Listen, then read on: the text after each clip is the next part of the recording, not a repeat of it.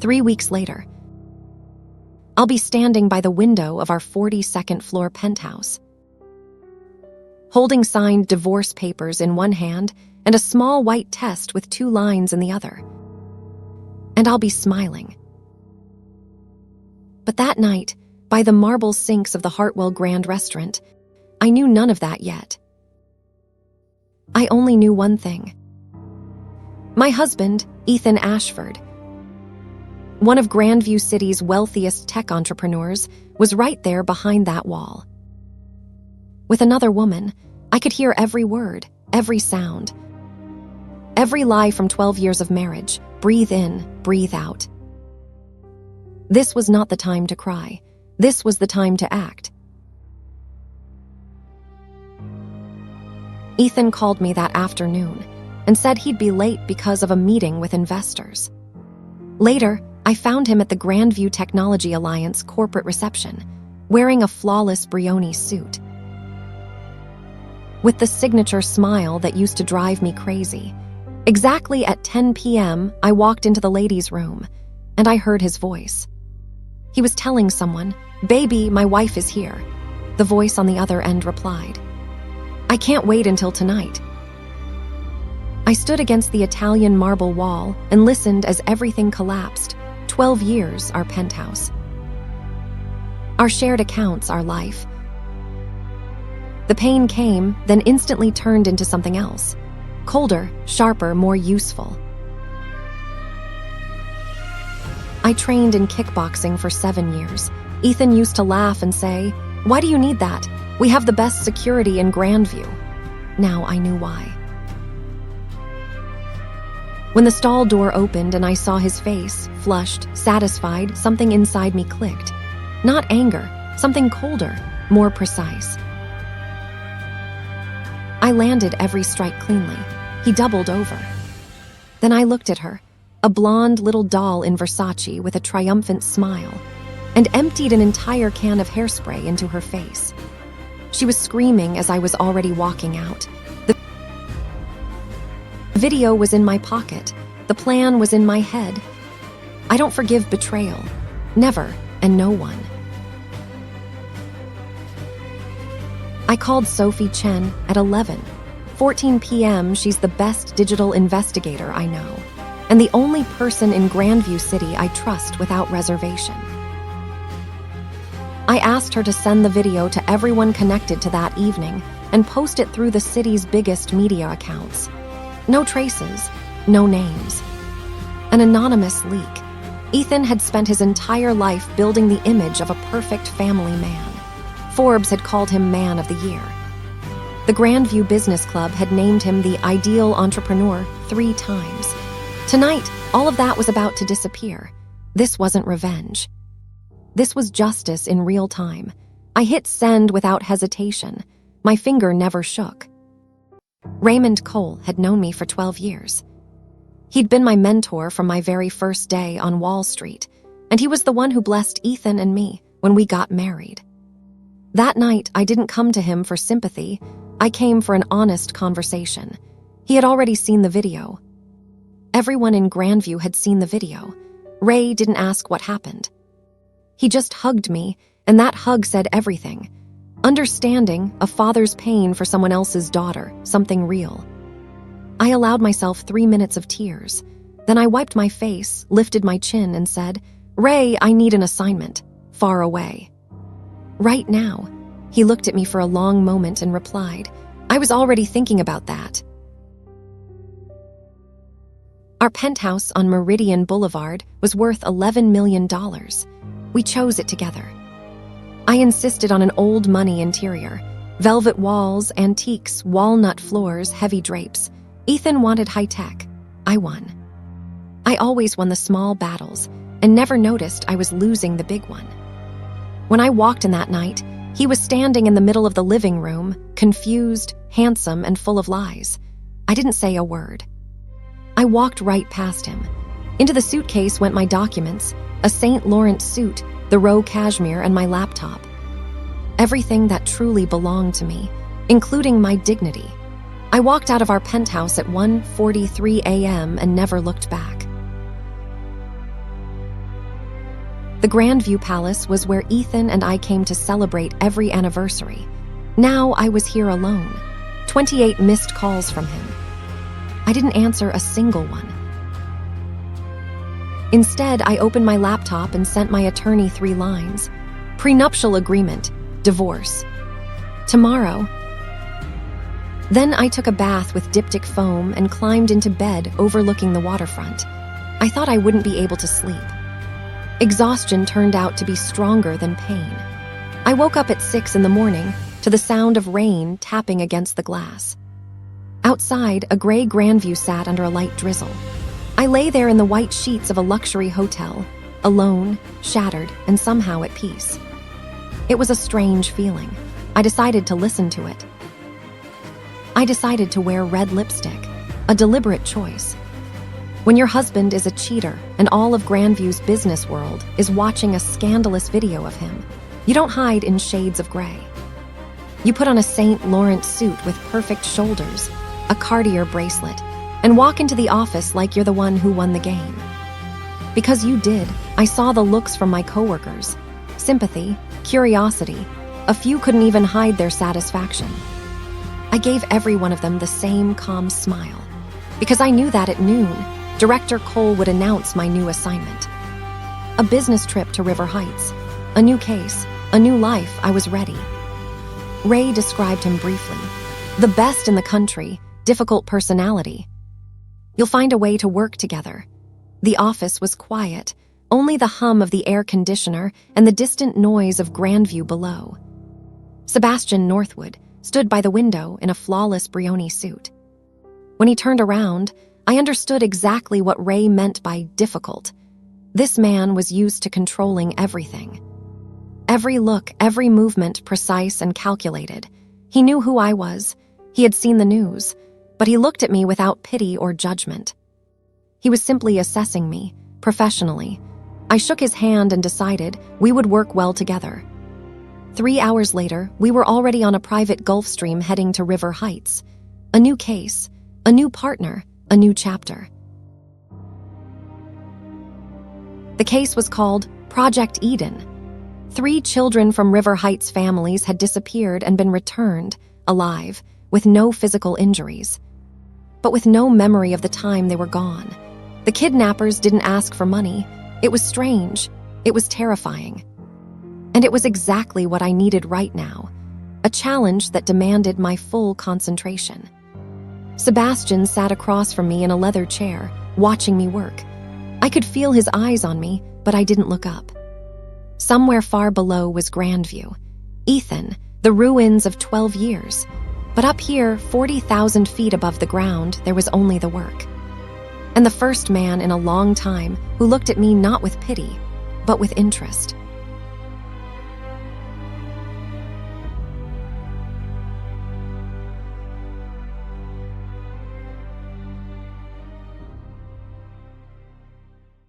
River Heights was a small, old-fashioned town with ambitions of greatness, and the real money to back it up.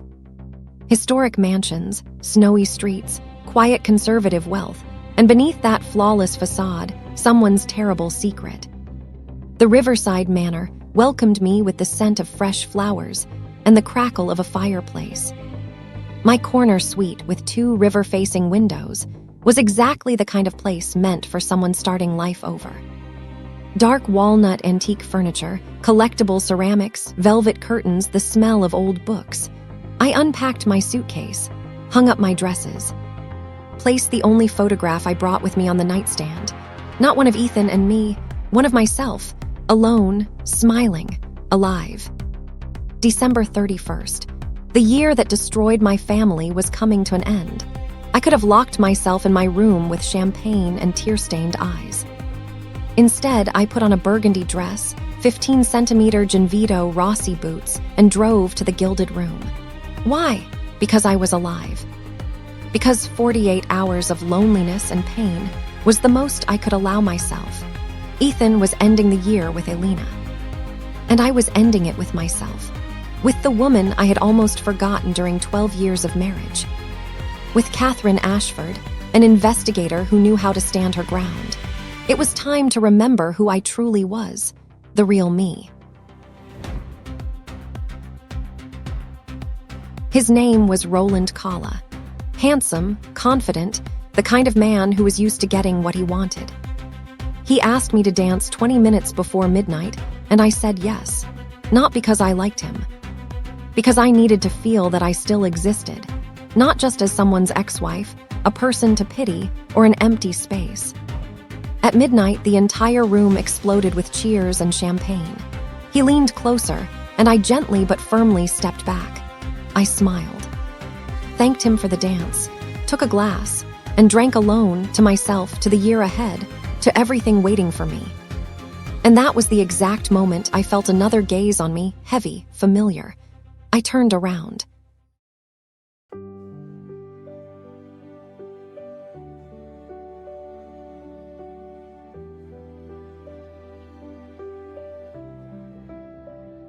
Sitting apart, who's the romance? Warm piano, gentle guitar, and emotional strings, soft, tender, hopeful, sweet, budding love. Will it be there?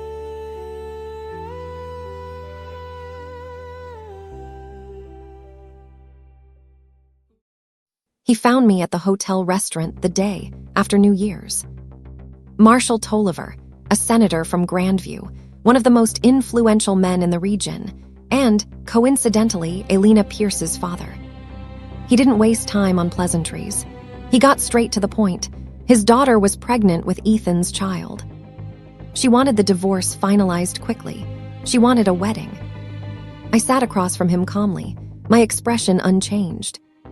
Because I had learned that skill over 12 years with a man who was also an expert at wearing masks.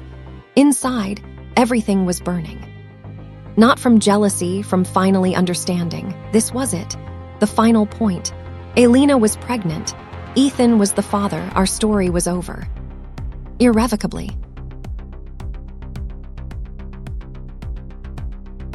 Ethan Ashford was a billionaire. Our penthouse, investments, joint portfolio, everything had been built during our marriage, including the years when I worked right alongside him. I was entitled to my share. No sentiment, no greed. Clarence Mitchell, the best divorce attorney east of the Mississippi, said everything would move quickly if Ethan didn't drag it out.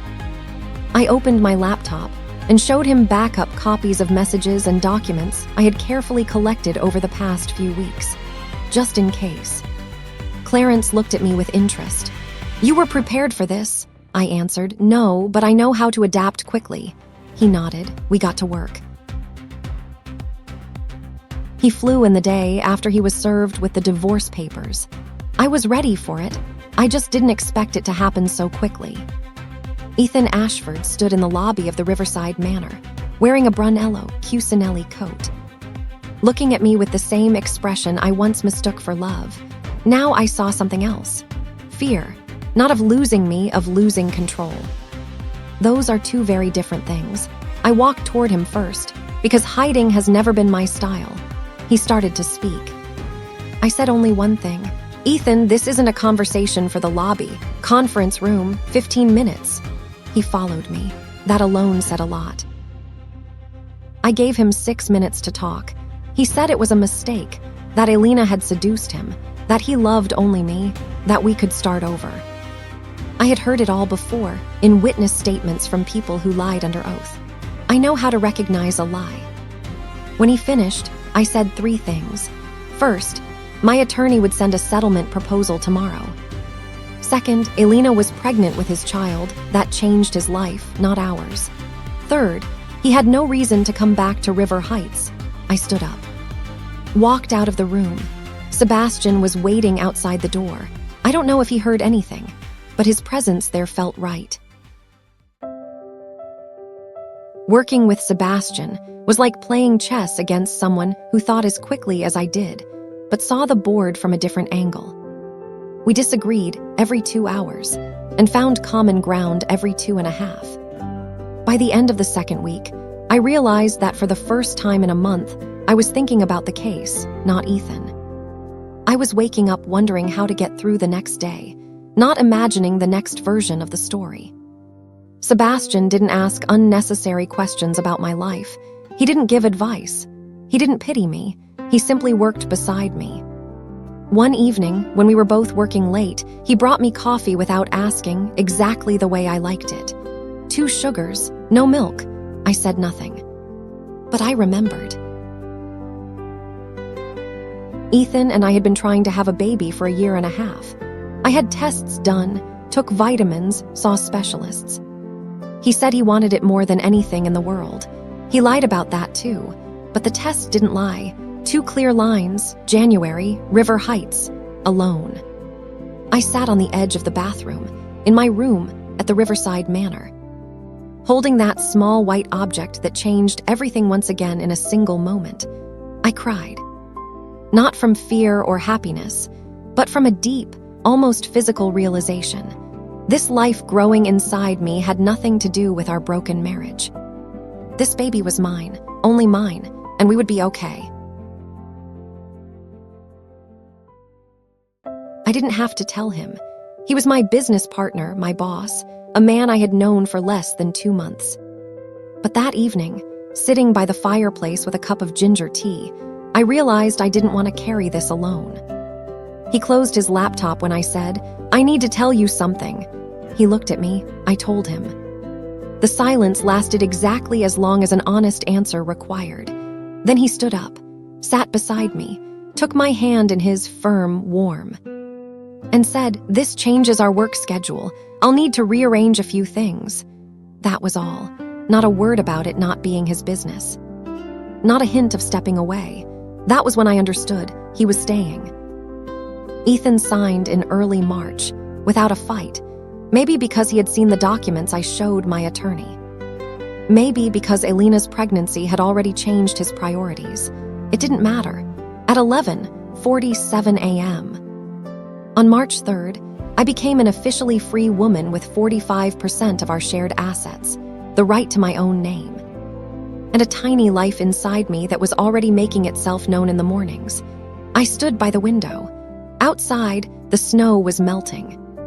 The first tree branches were turning green. I called my mother. Finally, I told her everything. She was silent for a moment. Then she asked, "Are you okay?" I answered, "Yes, truly."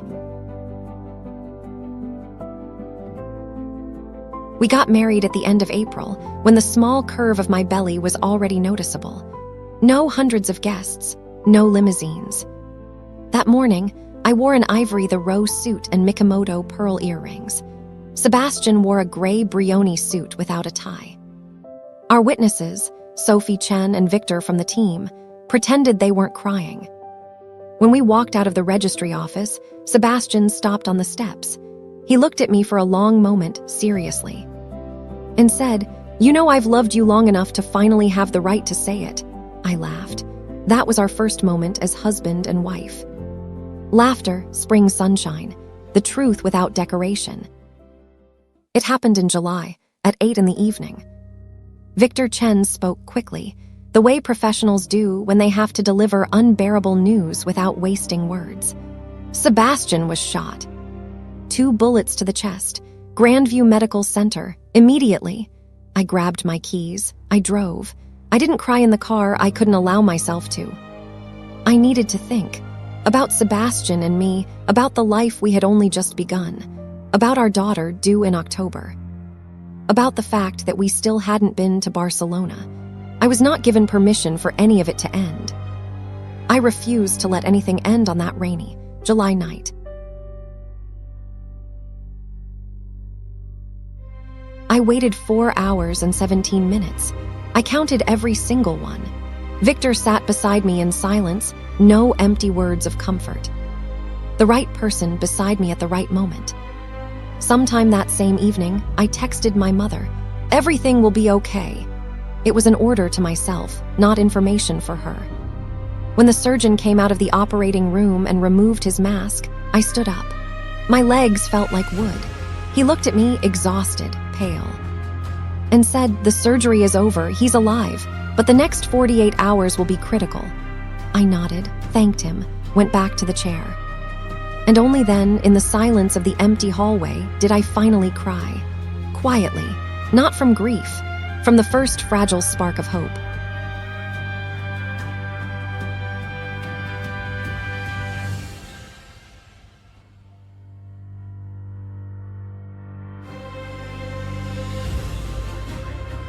That night by his hospital bed, I thought about how rarely I had told him the things that truly mattered while I still had the chance. That night I did, out loud. I told him about Zlata, how she was already kicking, and how I was sure she would laugh exactly like him. With that little smile on one corner of her mouth. About Nikita, how he was already asking me to teach him boxing. About our new home in Elmwood Hills, which we had just started renovating together. About Barcelona. About the wallpaper I chose for our bedroom, but never got the chance to show him the catalog. The little things. Life is made of little things. And those were the reasons I was building for him to come back.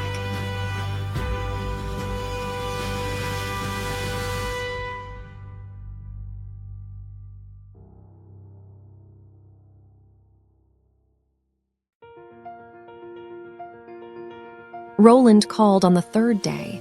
He said Sebastian had once saved his brother's life, that he wanted to repay the debt. That Europe's best cardiothoracic surgeon, Dr. Zachary Dimitrov, was flying to Grandview on the first available flight. I wanted to refuse. Instead, I quietly said, "Thank you," without any unnecessary words. Dr. Dimitrov studied Sebastian's medical records for 6 hours, adjusted the treatment plan, prescribed 3 new medications. On the 4th day, I sat beside Sebastian, holding his hand, and felt his fingers gently squeeze mine in response. I didn't cry out. I looked at the monitor. His rhythm had changed slightly. I exhaled. For the first time in days, I allowed myself to believe we would survive this. Nikita was 4 years old when Ethan found out about him. By then, Edge, his son with Alina, was already living with him. They started meeting on Sundays at the park. 2 boys, both with dark hair and blue eyes, brothers who didn't know it yet. One day in September, I stood beside Ethan near the swings and said, "Nikita shouldn't know yet, only when he's ready." Ethan was silent for a moment, then nodded. He had changed, quieter, more reserved.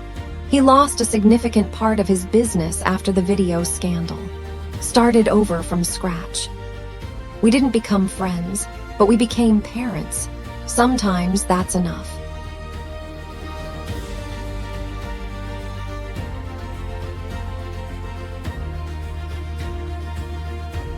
He came home in October, 3 months after that July night.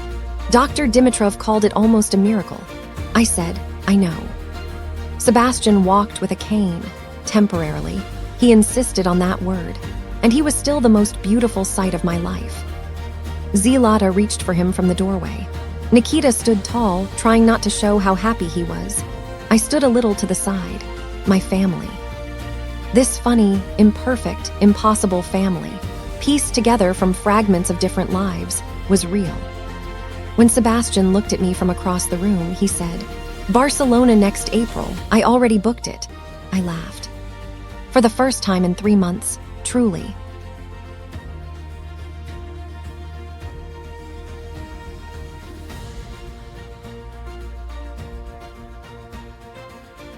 On September 1st, Nikita took Edge by the hand and pulled him toward their classmates. They didn't even look back. Children know how to accept what is without asking too many questions. Sebastian stood beside me, holding Zlata in one arm and my hand with the other. Ethan was standing a little farther away. We nodded at each other, not warmly, not coldly, just normally. I used to think happiness meant the absence of pain, that it began where the chaos ended.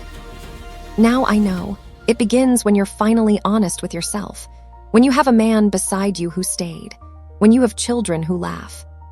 When you are yourself again, I am Catherine Northwood, a former investigator, a real mother, a woman who is alive, and that is enough.